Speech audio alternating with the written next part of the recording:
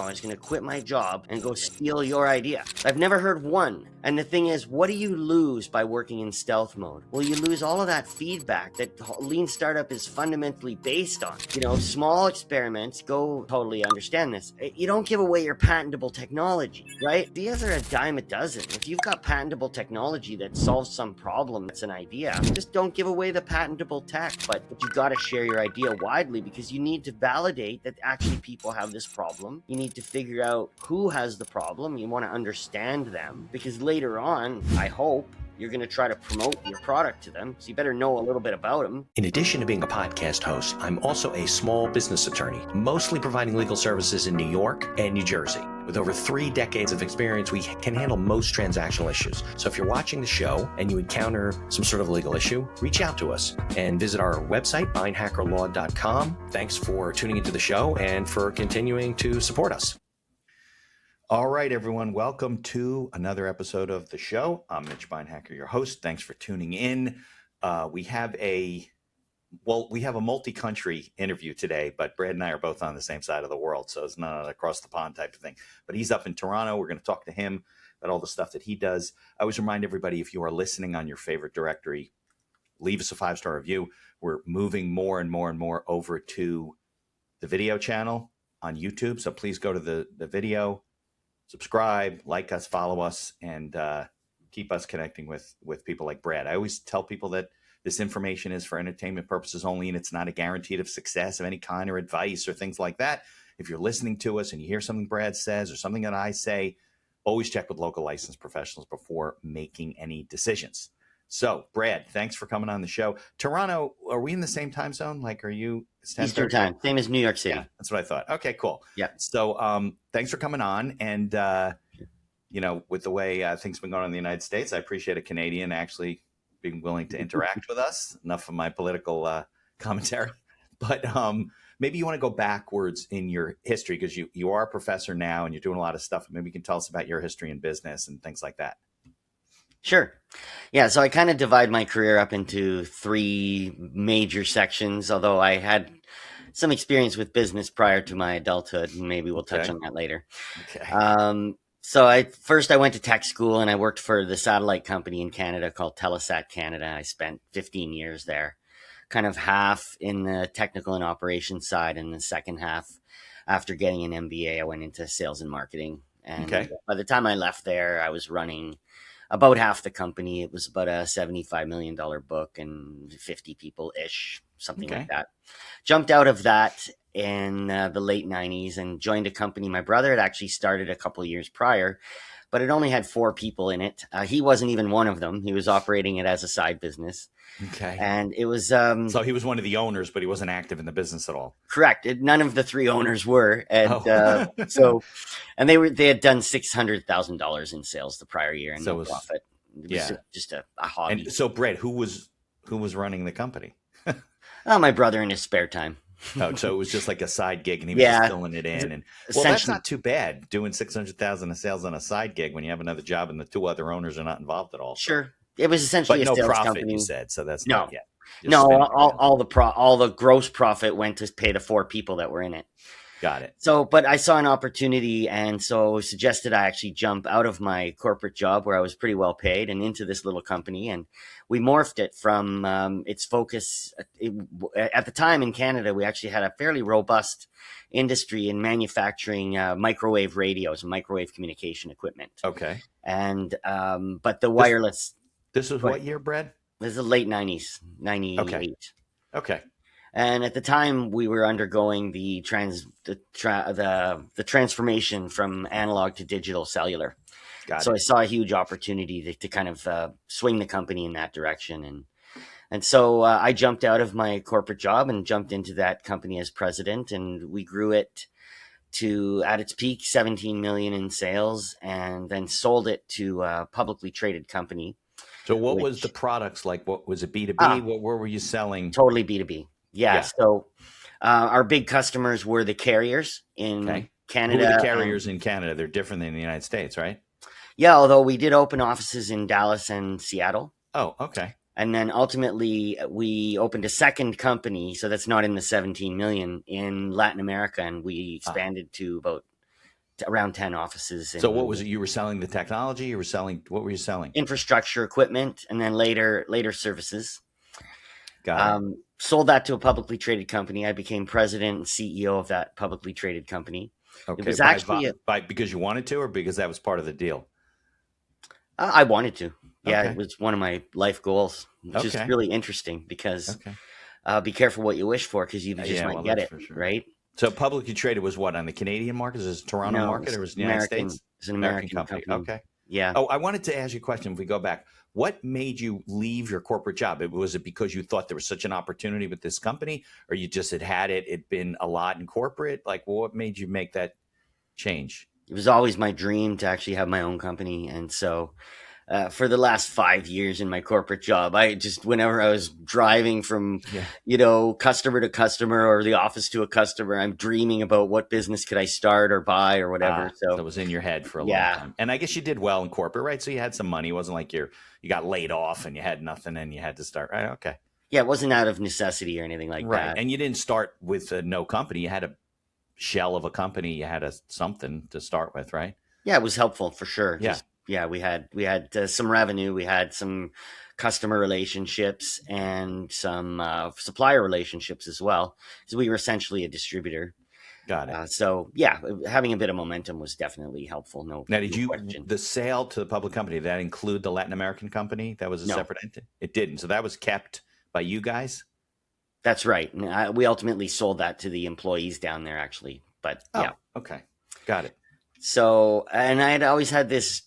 So back, if you go back prior to me, when I was still in my corporate career, and when I did my MBA, I actually had a written down goal that I wanted to Okay. be president and CEO of a Fortune 500 company by the time I was 45. Okay. And on the 5 days prior to my 45th birthday, we sold our company to this publicly traded company. I became the president and the CEO. They were nowhere near a Fortune 500 company, but I just went They like, were check, public. close Yeah. enough, Right, right, right? right. Hey, writing your goals down matters, right? Right? Yeah, and but I Yeah. think also and this is one of my fundamental beliefs actually, is that systems are more important than goals. I didn't invent that concept. I stole it Right. from two other people at least. Yeah, no question about But it. but yeah, it's the system that gets you to the goal that matters. And if you don't get to the goal, who cares? Right? Right. It's the example I always give when I'm doing public talks is trying to lose weight. So, a lot of the time I don't even know how much I weigh. I just know I'm not really happy with it, Right. and I protect myself psychologically by not weighing myself. Yeah. And I have a system toward losing weight. And let's say I wanted to, I'm only 5'7" on a good day. So let's say I wanted to get to 155 pounds. Right.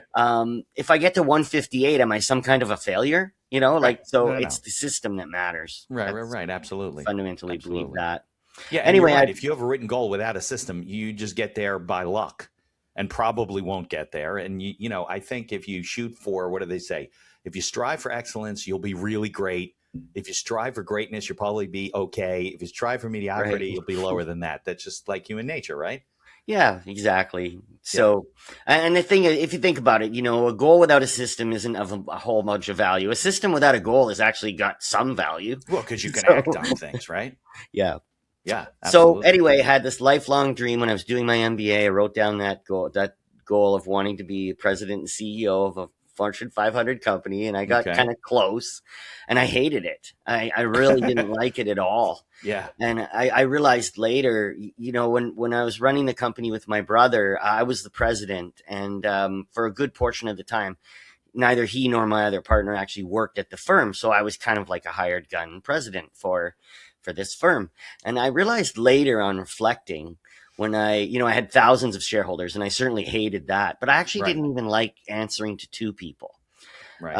So it's just one of my fundamental character flaws. I don't really like having bosses. Yeah, no, I never did either. That was always a flaw of mine. Yeah. I went into corporate for a while. It wasn't very long, a couple of years, and then we moved, and I've been pretty much on my own since, which is good and Yeah. bad, right? I mean, yeah. So But my if we were the public company and you're the president and CEO, you basically have to deal with the shareholders. You have to be the front of the company. You're not involved with driving sales and all that kind of stuff that you no. liked probably doing, right? Yeah, I love working with customers, Yeah. employees, suppliers, Right. I hate dealing with owners. Yeah, and you So do nothing of that when you the front facing of a public company. You got to deal with shareholders, that's right. stock price, all that Yeah. kind of stuff. Yeah, yeah. No, I Yeah. know a lot of guys that did So that. I did that for a couple of years, Yeah, and then I started doing what I do now, which is a combination of consulting and teaching. got it. And being a professor is great because I don't know if your audience knows this, but professors, at least in Canada, the system we have, you actually don't really have a boss. Oh Um, no, it's the same in the United States. You go to class and the teachers make the rules, and they could be bad rules, and you really can't do a lot about it. You know, that's it. Yeah, they make and it's their classroom, and they get to do what they want to do. right. And as a consultant, yeah, I mean, I guess I sort of have bosses from time to time, but if I don't like them, I No, can but they're just fire them. clients of yours, really. That's right. Yeah, Exactly. of course. You could fire them if it's that bad. I have. Yeah, I'm sure you have. So So, I'm always curious because um, I do know a fair amount of people that started teaching, not necessarily at the university level, but doing different things. So how did you do that? I mean, you were an executive in a company. You hadn't really taught before. You didn't have any sort of background in that. So how did you break into becoming a professor at what's a pretty major university? I mean, it's sure. Toronto. It's right. It's not community college. You're talking to university. Yeah. Well, more by luck than design. Okay. And so actually, I actually started out. I sent one resume to one actually community college Okay. that was the closest one to where I lived. And it's interesting you say you didn't have any experience teaching, but there was one thing on the very end of my resume, which was my volunteer work with Junior Achievement, teaching young people about business. Got it. And the associate dean that ended up with my resume on her desk, that was actually what triggered her to call me. And so I got a gig teaching in one summer term Okay. and teaching two finance classes, which I was more than qualified to teach, especially at the college level, although I teach Hmm. finance now in university. Got it. Um, and then one of my colleagues from my MBA days found out I was teaching at this community college. He worked in the department I work for today and Ah, said, "Hey, if I had known you wanted to teach, I would have, you should have you would have talked to approached me." you years ago. Yeah. Right. And Right. so that's when Exactly. I started. He basically, passed my Yeah. resume along to the right people, and I started teaching like Yeah. within. Well, networking matters, right? Who you know, what your network is, and who sees you. Yeah. And the old adage of, the job wasn't posted. Right. So He saw you as a good or who you addition to know. the faculty, and he said, "Well, we're going to make a position for you. We're going to create." So, Exactly. just like any other system, did you have to create the course and the coursework and all the stuff yourself? Did they have a course and said, "Brad, we like to teach you, like you to teach this. You tweak it and whatever." Did you So have? both, but out of the gate, I was Yeah. lucky enough that they actually had me teach a pre-existing course. Got it. So you And didn't have that pressure. our department is super collegial. I work with some amazing people, and so in this case, my colleague Mary basically just gave me your material and said, Nice. "Let me know Took if you you under need her help." wing. And Yeah. I've Yeah. done that over the years. I've also developed several courses from scratch, Yeah. including starting. And I think this is a good example of being entrepreneurial. I started our cannabis education program just prior to cannabis legalization here in Canada, about coming up on 8 or 9 years ago. Yeah. So, but like a good entrepreneur, I know when to quit, and we stopped offering those courses a few years ago because the labor market just dried up because of the way the industry is here in Canada. So, Yeah. It's just why it's just oversaturated, or super, yeah, yeah. And adult use is legal throughout all of Canada. correct, yeah. It's not like So, state by state, like in provinces or something up there. No. no, we regulate substances like alcohol and cannabis or any sort of drug. We Right. regulate the distribution provincially, which would be the same as a state level. Yeah. But whether or not it's legal from a criminal code point of view, see, we only have one criminal code in Canada, unlike the United States where you have both federal criminal And code and state. then one Yeah. for each state. Right. We don't have that. We have one single criminal Yeah. code, so they just Yeah. Because decriminalized that's the it. problem. Cannabis is a class one, I think, controlled substance in the United States. Correct. So you can sell it in a state where it's legal, but you can't cross state lines because now you're violating federal laws. And I have a Right. client of mine who's opening a manufacturing facility in New Jersey. So I've spent the last 3 or 4 years learning all of these laws, and Mhm. it gets very complicated. And there's also a lot of crazy loopholes about low THC things like Right. drinks that really Yeah. kind of fall under CBD or Delta 8, and it's not really Delta 9. And the government's starting to catch on to this stuff and said, well, wait a second. You can't, so people, I have a guy who does a low THC CBD kind of drink in Mhm. Texas, and he has it manufactured in New Jersey because it gets around the law. Right. Yeah. So there's a lot of changes going on in that area. So that's interesting. So you don't teach that anymore. What are the courses that you're teaching now? So I teach in the core of our entrepreneurship program. So we have a Bachelor of Commerce at the Ted Rogers School of Management, and then there are different majors. So you can major in global management. We have like a retail management program. We have finance and Hmm. accounting and all that, and we have a major in entrepreneurship. You do. And in fact, arguably the largest program in the world.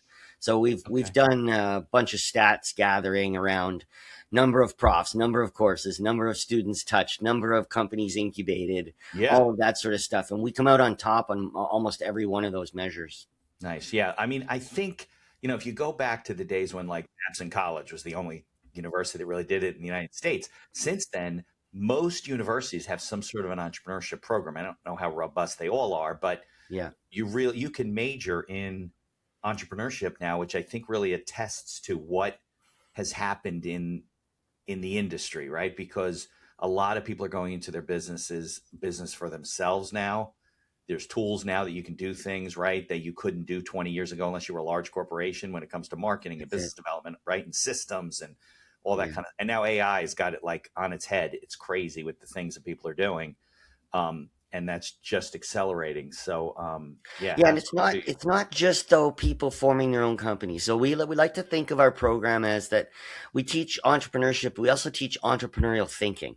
Yeah, And so a lot of our graduates actually, at least for their first job, they end up going to work for another company, right. sometimes large companies, but Yeah. they want people who think entrepreneurially. Yeah, I think So don't we use the term intrapreneur, right? We that's it. like they're doing it because you want the successful corporations have their people gain in their mind ownership of the company, right? They treat it like their own, and they're good advocates for their company and what they Yeah. what they do. It's the ones that don't really care that doesn't really drive Yeah, the in fact, company. in fact, like so just prior to me jumping out of Telesat and into this little company that with my brother, Yeah. I had led the creation of Canada's first high-speed internet product that was based on satellite technology, Okay. and it was a little intrapreneurial venture that I created inside Telesat. And one of the interesting things it taught me, it was really the first time I did anything kind of big Yeah. from an entrepreneurship point of view, and it taught me that it's just as hard to do entrepreneurship, except for one thing: you know where the money's coming from, but all Right. the rest of it, it's all the same. Having to Right. recruit the right people and find customers and create the right supplier relationships and build products that people care about. Sure. All that's it's no easier in a big company. Just a little bit better access to resources, perhaps. Yeah, but I think sometimes it's harder, right? Because they have more layers of approval and committee. I mean, some of the big corporations, that's why they acquire these smaller companies that are, already kind of built because they Yeah, know it would take them 15 years to develop because there's so many layers in corporations and some of it is governance, right? You have to go through those things to protect yourself and all kinds of stuff. But as an yeah. entrepreneur, you run your own company, you're kind of free to be you and me type of thing. Yeah, You and can one of move the fast. truisms in big companies, and it's also true of government, is in a half a second, I can find you 12 people that can say no. But Right, of finding the course. person that can say yes, Very hard. that's the difficult thing. And now I was the little bit lucky in that our president, he gave me a really long leash. Okay. So we did kind of operate as a little separate venture. Yeah. And it was also very instructive to me because Telesat to this day is a B2B company. They have large ticket sales. They're Yeah. selling a whole satellite channel at a time, Right. often, Yeah. and dealing with either the customers, like the person on the other end of the phone when something goes wrong, is usually somebody in some kind of a control center. So it's either a telephone company, or it's a big company's IT department, or it's a broadcaster's control center. And then I was running this little business where our customer was Aunt Mildred, and it was a bad fit. And we actually sold it to a sister company that sold satellite TV to consumers, because it just fit better there. And It it did. taught It was me a just B lot to about C. strategy, and how, you can have a great idea, but the fit has to be right. Yeah, absolutely. Well, I guess satellite in those days, satellite, there wasn't any broadband there wasn't any fiber or any of that kind of stuff. But now it seems that satellite is making its way back into the cellular business, right? People are like T-Mobile's, they're promoting this satellite service. So if you're somewhere where you don't have Yeah. service, it switches to the satellite and so I guess that industry is getting more robust now. Yeah, it's But you're not in interesting it to anyways. watch. Doesn't matter. Satellite has two big advantages. So one is broadcast. If Yeah. you want to send the same signal to a bunch of places, there's It's no easy. better way to do it. Right. And then the other one is ubiquity. Like, it's available everywhere. But Yeah. its strength is not what we call point to point communications, which is when I call you on the phone, that's point to point, right? Yeah. And that's not really its strength, unless the ubiquity thing kicks in. So if I'm in the middle of the Mojave Right. Desert, and it's helpful, Yeah. and so, yeah, that's why Sat phone Starlink type and of those kind of stuff, right? things are gaining lots of traction. Yeah, yeah, yeah. Okay, so we don't have to keep talking about satellite. You don't even do that anymore. What kind of businesses are you working with now that you're consulting with? Yeah, so Industries. that tends to I don't really have any specialty in that sense. It tends to change with the times. So for several years, surprise, surprise, companies in the cannabis industry. Right. I kind of identified early on that would be a good spot for me to go. Basically, the moment our illustrious prime minister telegraphed that he was going to legalize it, I jumped in and essentially became an expert. And I have a fundamental belief that anybody can be an expert in anything if in 90 days, right? If you Yeah, just no, do a no deep question dive. about it. Guys are holding themselves out as experts in the United States. We've all, you've been legal for 6 months. Well, how much of an expert can you be? I mean, Hmm. but there is nobody else. Then it's got That's to it. start somewhere, right? That's it exactly. And part Yeah. of it is just putting your hand up and going, "I'm an expert." You Yeah. have to be a little bold Yeah, sometimes. you learn it as you go, right? I mean, that's when I took on this client. Can you do this for me? I was like, sure. Have you done this before? Well, no, it's not even legal in New Jersey yet. It's on its way. Right. Okay. And we brought in a consultant who was just working this in the compliance side of it because even from a legal standpoint, I can't.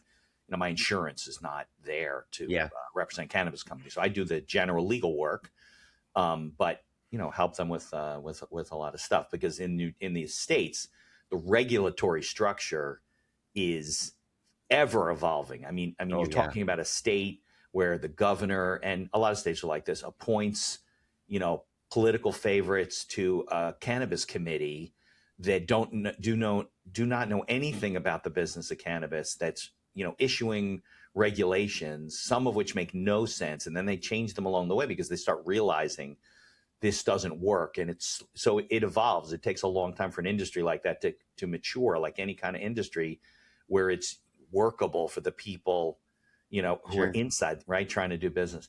And When we you're, we struggle with that too. So I'm sure, yeah, I mean, so like originally, our cannabis, they didn't call him this, but the cannabis czar, the person who was in charge of yeah, the we have a head legalization of the effort. Cannabis Regulation Commission. Yeah. So Yeah, guess what his job was prior to that? Well, he was one of our MPs, right? He was like the equivalent of a congressperson in the right. states, Of course he was. member of Right, parliament. right, But his job prior to being a member of parliament was he was the police chief of Toronto. So that's the approach that they took. It right, was not about. In fact, he once said, and this incensed me beyond belief. He said, "We're not trying to normalize cannabis. We're just trying to legalize it." right. And I thought, well, what a because we were the first country in the world to legalize it on this scale at a Hmm. national level. Huge opportunity, and they were not taking a market development approach to it. Right. A They were business taking friendly approach. not at all. No, Right. it's all about harm Yeah, the reduction, and, states are like that too here. I mean, they really are. Some of the, Colorado, California, more developed. New yeah, Jersey's coming around, but it's basically about, keeping a real tight grip on, what you're doing and supervising things. And you got to submit all these standard operating procedures, and they have they probably use it in Canada, a whole system that tracks this thing like seed to sale. Seed to sale, yep. Because they have this image of like, you creating a manufacturing facility, let's say, like my client, and all this product's going out the back door. Like people are just raiding this place and stealing everything, which isn't happening, by the way. And you know what's really perplexing is that, so like in Canada, we actually use around the marketing and some of the other rules, we actually use tobacco as the analogy, and it's ridiculous because, yes, people smoke tobacco and they smoke a lot of where cannabis, it ends, right? But that's where it ends, exactly. And the much better analog would be alcohol. Yeah.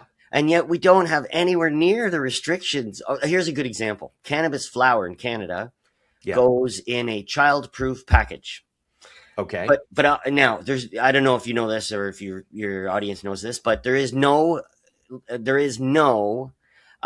lethal amount of cannabis. Okay, you can't take cannabis and die. You can have an accident, but you can't like literally overdose on. Not a direct. Could a child, if a child got a hold of a whole bag of gummy worms and ate the whole thing? I said cannabis flower. Okay. I'm not talking about gummy worms. I'm all for putting those in a child-proof package. Got it. Yeah, but cannabis flower, no. There's no reason to put that in a child-proof package, especially when you consider that alcohol is not put in child-proof packages. Right, there's a bottle that could be opened, right? And it's lethal. Yeah, it's a lethal product, so it's kind of silly. But it's kind of silly. Well, yeah, there's a huge shortage of flour right now at least in New Jersey. Like there's a flood of distillate if you're doing like vapes and things like that, but there's a shortage of flour in these distilleries. We could sell you some. Well, that's the problem, right? You have to grow it in New Jersey. Right. When they open that up and they change that, but I think we're a ways from that. Plus the states want to have control. They want to make the money. They want to. Sure. The first proposal in New Jersey was a 45% tax on the sale of cannabis. Then it got, it's different now. But yeah, like, how do you stay in business? You don't get any tax deductions. You pay a gross tax on your income. You got to pay 45% to the state. Well, also like one of the governments usually when they legalize it, one of their goals, stated goals. Let's face it, the real goal is taxation. But of course, they want to make money. The stated goal is, get the black market out of put them out of business or whatever. How are you going to do that when you tax it to that point, to that degree? People are still going to, exactly. There's still the black market. People don't want to pay that. So it's interesting. When you're consulting with companies now, are you doing it from like a systems development standpoint? Is that what you're analyzing? You're helping them with, marketing systems and things like that, or what are you doing? I work with startups, so that's usually more around, basically basic lean startup principles. So developing customers, working from the problem out if we can. Although most of the time when people come to me, they've already got the solution, the product. They already know what they want to do.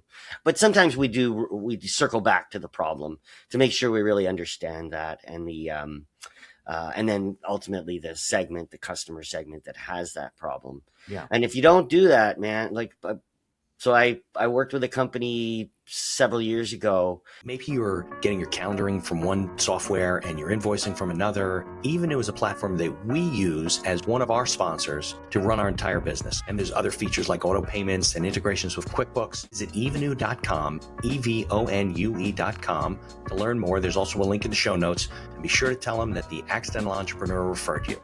This podcast is brought to you by our affiliate sponsor, iEmployee. iEmployee is a virtual assistant service that hires almost anyone for any role in your company right out of the Philippines. Most roles range from $7 to $9 an hour for highly skilled and experienced VAs. And whether you need an executive assistant, social media manager, video editor, customer service, sales, you name it, they have it. We use iEmployee for our VA services, from editing and promoting the podcast to all the PR and promotion of our law firm.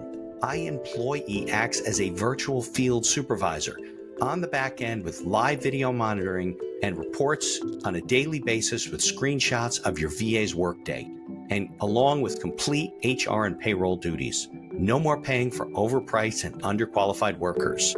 There's a link in the show notes to get a 1-week free trial, and I encourage you to take advantage of it. that spent, I think, around $4 million developing some cannabis. It's basically agri-tech. So it was Okay. cannabis to be grown inside these Right. Technology that filtered. helps you grow in some Yeah, way or another. Right. exactly. Improve the product, increase volume, whatever it is, right? Right. And when I Okay. got involved with them, they said, we practice lean startup. And when I jumped in there, I realized, no, you actually don't know anything about lean startup, because where's the customer? Like there would be a customer here that would be kind of Right. pulling us along, telling us, good This God, is I what we need this need, thing right? really bad. And they blew through $4 million, only to realize that nobody wanted the thing that they were trying to sell. You mean they didn't do the market research and the study groups and the talking to people to figure out, is this Half, what anybody wants? Like, who does no, that? I guess half the more businesses management do that team. than they should, right? Absolutely, for sure. But half the management team were actually, closet anti-cannabis people. Okay, that makes no Like, sense. of course, yeah. Yeah. Like the CTO was an engineer who actually was had used it for pain control because of arthritis. But the other people around him, they didn't say it outwardly, but I just figured it out over months, not years, Right. but months of talking to them. That yeah, you don't even really believe in like you believe in the thing you're trying to build, but you don't believe in cannabis as an actually like they didn't even believe in the medical benefits So it of it. wasn't like they were cannabis users in the closet illegally. They were like drug dealers, basically. And then they said, oh, this is legal now, and we think it's great and we can support it. Now let's build a real business. They Not at were all. guys that were looking to build a business because they saw some profit opportunity, but didn't really believe in the product. Yeah, that never works, by the way. Right. Exactly. It just never does. Yeah. Yeah. So you're doing things on either an incubator level or even an accelerator level if the company has a product and has some substance to what they do. And you use the word lean. Are you talking like bootstrapping, or are you talking about like lean canvas type of Lean canvas, lean technology? startup. Yeah. Yeah. Like Eric Rees's book. Yeah, exactly. Start with a customer and a problem, Right. not a solution. Yeah. So Yeah. I try to get, I've worked, as a business attorney, 33 years. I work with a lot of businesses. I try to get them to understand that you have to put things in writing because you can't keep it in your head all the time, but you don't have to have 100-page business plan with chart. You can start with a lean canvas of 1 page and focus on your 4 main things, right? Product, marketing, finance, and the people, I guess, right? Your people to run the business. And you kind of build it from there, as opposed to, I mean, I guess if you're pitching money, right? You're trying to raise money, you need a pitch deck, you need some sort of a business plan. But unless you're an idiot, I've never read a business plan that was bad. I mean, because you're writing right. it from the standpoint of this is going to be successful. So you find all this data that supports what you're doing, with some exceptions, right? You try to do the SWOT analysis, whatever term you use in Canada. But, you want to point out the weaknesses and the strengths and weaknesses. But I think at the end of the day, you're not going to give anybody a business plan that looks bad. You got to be an idiot to do that. So the question is, it only has so much probative value. It's a tool for you to use as the guy or the team, right, to build the business. So and maybe you have some examples like a case study or whatever. When you come into a business, what are the kind of things that you see, besides the fact that maybe you have nothing in writing, but that they're doing wrong from a startup standpoint or from a growth standpoint, and what do you help them do? So there's the big one is the one I just mentioned. I have a couple of other examples where people have spent inordinate amounts of money because somebody had an idea. By the way, Yeah. in our department, we kind of, like most of my colleagues and I, we sort of separate the world into 2 things: ideas Yeah. and opportunities. Yeah. And Smart. right, Not every idea is an opportunity. Not everything should be a business, right? right, exactly, There's no yeah. profit in it, no money. Nobody's going to give a shit. You think it's the greatest thing in the world, and it might be great, but they're not going to pay for it, Yeah, Yeah. exactly. Okay. So I worked with Good. I like another, that. I'm going to not remember that. not to stay too much on cannabis, but I did work with another cannabis company for a short period of time, more as a mentor than as a paid. I later got paid a little bit, but it was mostly Okay. a mentorship. Yeah, they probably had no money to get started, right? Exactly, yeah, and they were young, and I Yeah. have a soft spot. So, and they were working on this a vape product that Okay. that had an app that talked to your phone, and you could dial up a certain temperature so you could express certain terpenes. And Yo, I mean, really? it sounded interesting, Yeah, right? But cool again, technology, but does it nobody really would pay affect? for it. Nobody would pay for it, right? Too much Right. technology, right? It's one Yeah. thing if you're a diabetic and you got this new thing that goes on your shoulder and you don't have to, worry about insulin levels and all that kind of stuff. Communicates with your phone. That people need. But to That's it. dial up the terpenes and do that kind of stuff, people just Right. want to smoke, right?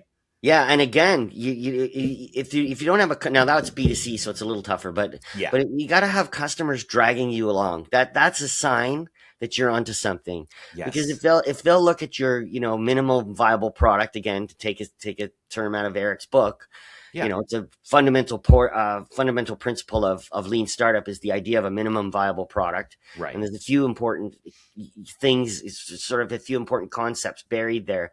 So one is it's a product, meaning somebody will pay to buy it. Right. And if it's minimally viable, but it's still a product, meaning people will pay to buy it, that means you're onto something, because people are willing to spend money on a less than perfect solution because they really, really need that. Right. And To then solve there's that room for problem. growth and improvement and all that kind of stuff where people are going to upcharge and pay more as the technology improves and whatever. Right. Exactly. Yeah. So actually, I forgot how I got onto that, but You were talking Yeah. about how people don't ask the question. The most successful business Oh. owners I work with are constantly asking their customers what it is they're buying, why are they buying it, what don't they like, what made them do this, and Yeah. they're successful because they're asking the question. Most people, I think, they're afraid to know, Brad. I think Mhm. deep down inside they're afraid. We're committed to this. We're spending all this money. If we find out that this thing isn't working, we got to make it work, and that's not always doable, right? Yeah. So yeah, that's what Um, you were talking about. right. And so another big mistake that people make is working in stealth. So thinking that they have to be in stealth mode. Right, like a And secret, right? yeah, Don't tell because the heaven world. forbid, because my idea is so great that if I tell you, I've actually literally had people ask me for help and then they won't tell me exactly what their idea is. I'm like, well, Even okay, with an next. NDA or something like that? Right. And so that's the speech I always give is, look, I've literally seen hundreds of business plans over the years. I've heard hundreds of ideas Yeah. over the years. Nobody has ever given me an idea that was so good that I wanted to tomorrow. I was going to quit my job and go Right. steal your idea. Right. I've never heard one. And the thing is, what do you lose by working in stealth mode? Well, you lose all of that feedback that lean startup is fundamentally based on. Yeah.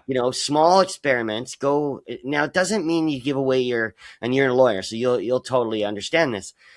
You don't give away your patentable technology, Right. Your IP, right? your trademarks, right. Yeah, but your ideas are a dime a dozen. If you've got patentable technology that solves some problem that's an idea, just don't give away the patentable tech. But Right. you've got to share your idea widely, because you need to validate that actually people have this problem.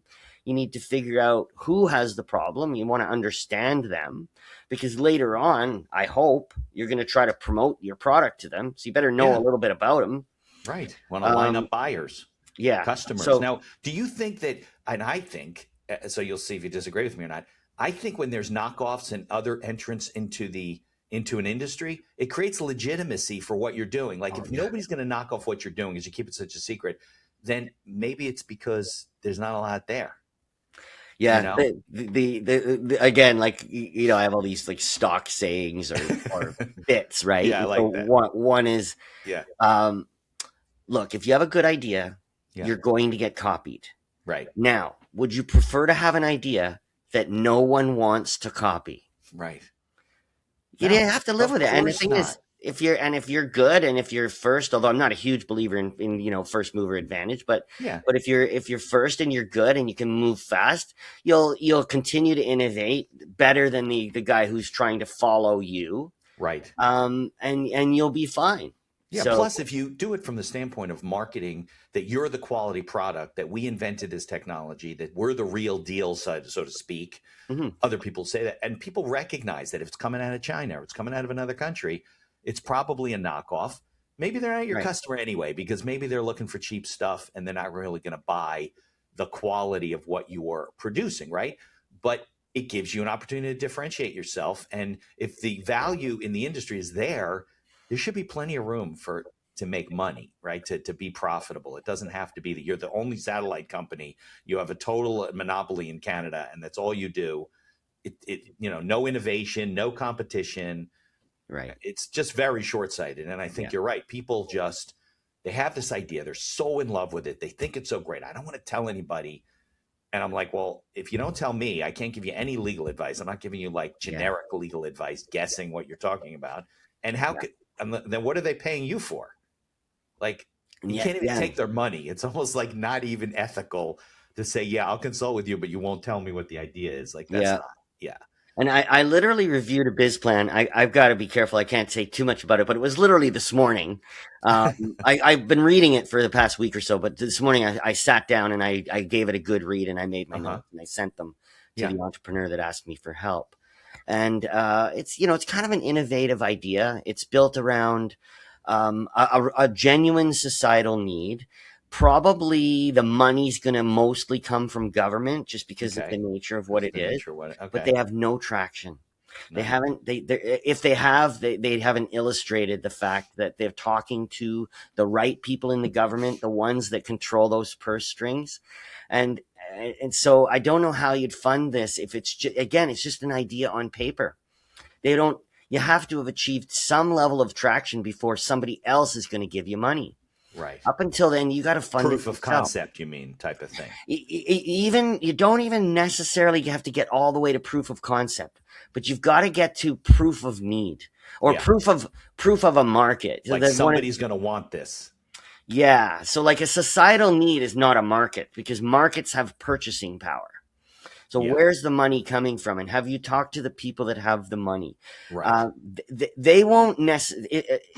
The nature of the idea is it's not technology that any of us would think can't be developed. So there's not like, a lot wow, of how did you do that? No, it's just a cool, innovative idea, and I don't think anybody else has done it.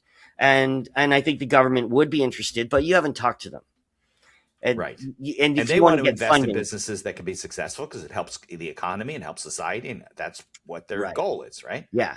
So, but prove evidence. You got to have some evidence that there's a market, and that market involves purchasing power. And unfortunately, in this case, the money's going to come from the government. So you, prior to getting money, you're probably going to have to go and get that work done on your own nickel. Yeah, right. You're going to have to raise the money. I have looked at so many business opportunities, and they all want me to take a little equity because they don't have money to pay me and whatever. I've kind of given up on that because they don't. The only thing it does is leave me with equity that's not worth anything. With seemingly good ideas, complicated valuations, all kinds of stuff, usually technology based, sometimes security based, because that's always our issue. Yeah. But they could never get any traction because there's always larger companies doing similar things, and they say, well, ours is better and this is why, and our technologies. But like this particular company had fingerprint stuff, hand reading, palm reading, things like that. And theirs was more comprehensive, more secure. But at the end of the day, like what exists now, the bigger companies, like it's good enough, at least in the perception of people in the marketplace. It doesn't have to be this good. And the guy still can't raise the money that he's trying to. But the technology looks fantastic. He shows it being used and this and that. Hasn't been able to raise the money to produce the product and he's even got some companies interested in buying it, but he doesn't have any money to, and he's not just one exception. There's a reason for that, Mitch. And it's, so it's really difficult to get people to move for an incremental change when they're comfortable. Yeah. So the analogy that we use is it has to be an order of magnitude. It has to be 10 times better. Yeah. Right. And if it's just an incremental change, then I got to disrupt my life. I got a lot of things going on where a company's committed to this. We're doing this. We're trying to do sales. I got to change this now. Yeah. So people have momentum with the current way they're solving the problem. There might even be switching costs. Yeah. So yeah. So there's a startup here. There was a great analogy that I got from from one sales industry I was working with for a while, because I do a lot of speaking, whatever. And their analogy was, you are on an island that's pretty good, right? I mean, you enjoy yourself. You got coconuts. You got stuff. There's people there. You're having fun, right? Yeah. And you are, Brad, the guy who's coming over trying to sell your island. And you're like, listen, our island is more fun. And there's going to be, women in bikinis, and we got parties every week, and the bars are free. And you're like, yeah, but I'm kind of comfortable here, right? I mean, so I got to get on a boat, move over there. I got to meet new people, build a house, whatever. I don't know if I Yeah. want to do that. But then I come behind you and I show this guy how the island he's on has a volcano underneath it. And even though everything's wonderful, this volcano is going to erupt at some point. I bring out charts and graphs and I show him all this kind of stuff. Now he's got a reason to be uncomfortable enough to move to the new island because his life could be in danger. Right. Well, now the new island is 10 times better. Correct. Because it doesn't have a volcano under it. Exactly. And if you make the guy believe that with this technology, his business is going to be that much better and the business might even fail without it, then you get people comfortable. But you're right. If they're not uncomfortable enough, they're just not going to make they're not going to switch all of their payment processing systems because it saves them 1.5%. Yeah. Even though that might be real money, but the whole idea of focusing on that versus just focusing on business development and all the other things they do to run the business, it's just not enough. Yeah, one of the toughest ones that I've just seen it many times. Yeah. Over the last 10, 15 years is software SaaS companies that have a little better product. Right. Because you have all the employees using this system. They're all trained on it. They're ingrained. They do things a certain way. Now you're going to introduce a new system. And how disruptive is it going to be? And is it really that much better? And does it really matter? When we used to do a lot of litigation, I'm not a litigator, but when I had my partners doing with that and we would, charge whatever, and the other firm was charging a lot more because, it had to be perfect and this and that. And my partner once said to me, it doesn't have to be perfect. Like you're going to get the same result from a well-written, well-reasoned complaint that's filed with the judge that isn't perfect, but it's getting the same argument across. And you're not spending 15 hours looking at every possible nuance to the case when 9 out of 10 of those don't matter. Yeah. You have to make a business decision about it. That's one of my favorite concepts around entrepreneurship, which is this idea of satisficing. Yeah. Oh, that's a good term. Yeah. You should trademark that. Good enough is good enough. Unfortunately, I didn't come up with it. Oh, you got it from someone else. I didn't coin the term. No. Okay. But it really basically, here's an example or a way to illustrate it. Okay. Yeah. I got a golf shirt on right now. Okay. And how did I choose it? Well, it happened to literally be one of the very first ones that I put my eye on when I went in my closet. Like I didn't optimize the decision. I could have kept going and found maybe a better one, but this is good enough. Right. And good enough is most of the time good enough in entrepreneurship. Right, exactly. Because you're going to get the same result, right? The same thing happened to you today wearing that shirt than if you spent another 40 minutes picking out clothes. And some people, unfortunately, are obsessed with that. They can't deal with it. They got to, right? It didn't affect your day at all. I'm going to go meet people in about an hour and a half. And I don't think that they're going to, if I had put a better shirt on, I don't think they say, wow, he did such a good job of matching the pants to the shirt. You know what I mean?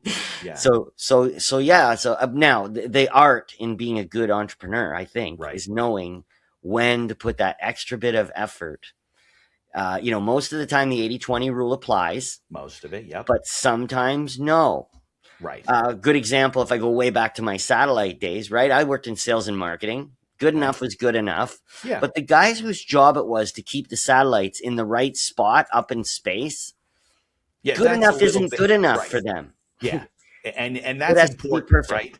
Yeah. It's like in the old days when, remember that movie about getting the first men into space, and the computers were people that did calculations. Right. If they were wrong, people would die. So they had to be very specific. But the marketing of things and stuff. That's reality business. And I think some people get caught up with too many things. I find that a lot of businesses, and you actually made a comment about this, they get too attached to and in love and focus all their energy on building this service, this product, when they should really be focusing on, how are we going to sell this thing? Who wants it? Is there a marketplace for it? Because that, like you said, the client's going to drag you down that road. So you're on the right road, as opposed to, if you're making a small product, right? You end up with a garage full of stuff that you're going to think you're going to sell. And you have this great idea. We're doing TikTok. Everybody's going to love it. You have no idea whether they're going to love it. You just think you believe that in your mind now. You're so committed to it that that this is the, and I the accidental entrepreneur, where the title came from, was that over the years, I've had so many business owners come to me 4, 6, 8 months into business, and they're like, we got to shut the company down. I'm like, why? Well, we thought this about the product. We priced it this way. There's a problem with the location where we're doing this and that. And I said, well, what did all your research from your business plan show you? Crickets. Crickets. They're like, well, we don't have a business plan. Like, I was like, right. Okay. Yeah. And sometimes they're decent concepts, maybe a restaurant, maybe something else, a retail store. I'm like, listen, I have people that invest in concepts, and then they build, if they like it, they build out, maybe a franchise model or something like that. Maybe we can salvage some of this. They got nothing to show them. Like, it's just, right. It's just all haphazard luck. Yeah. And I'm sure that's one of the frustrations with what you did. It's a frustration for me seeing people just leave luck to it. Like, that's a strategy. It's not.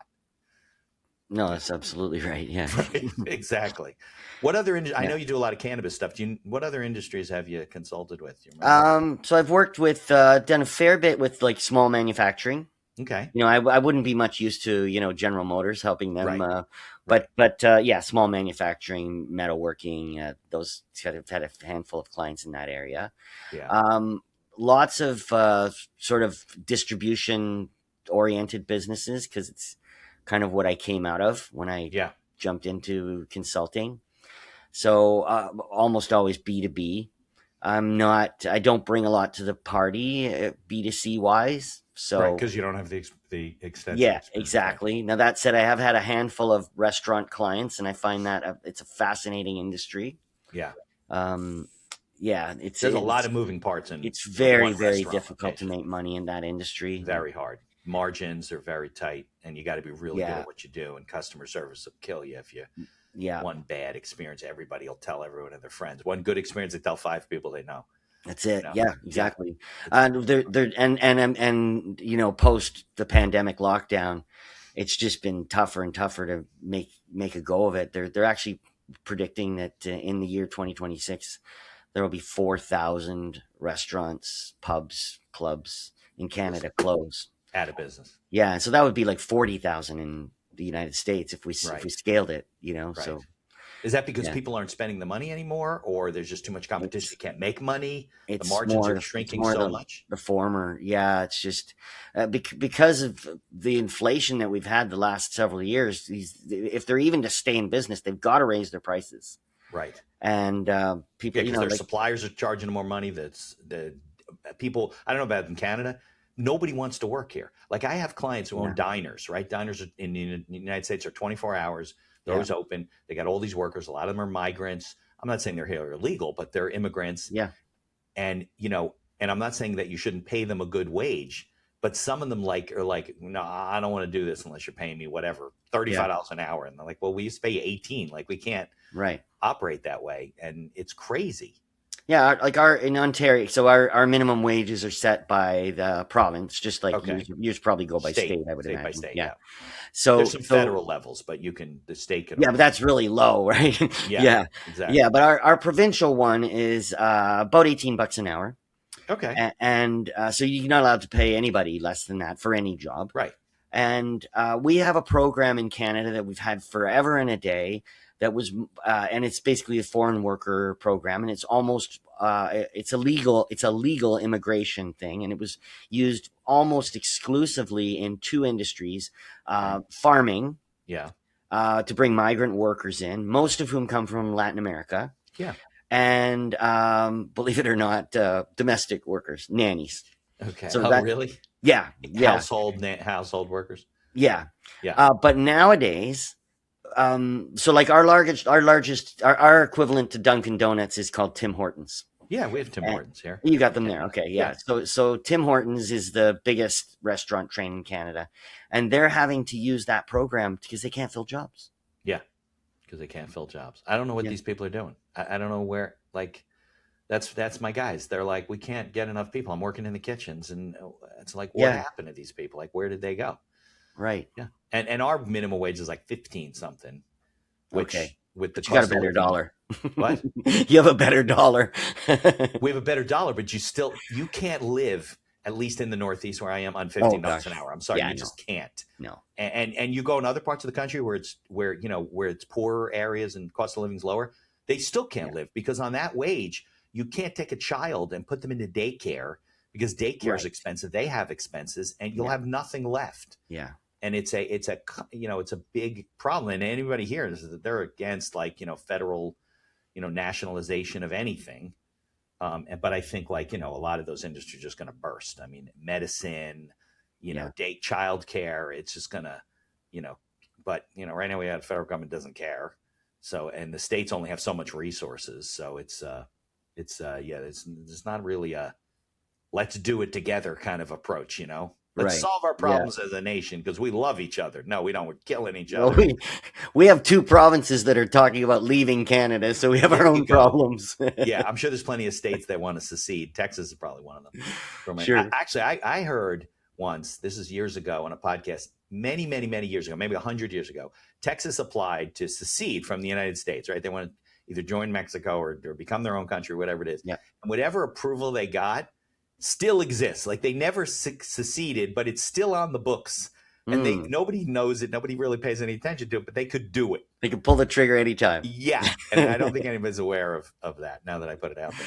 Nobody listens, so we're good. Shh, don't tell anybody. Yeah, exactly. All right. So you shared a lot of, like, we'll call them Bradisms today. I know you didn't invent the terms necessarily, but we'll have to put those in the show notes.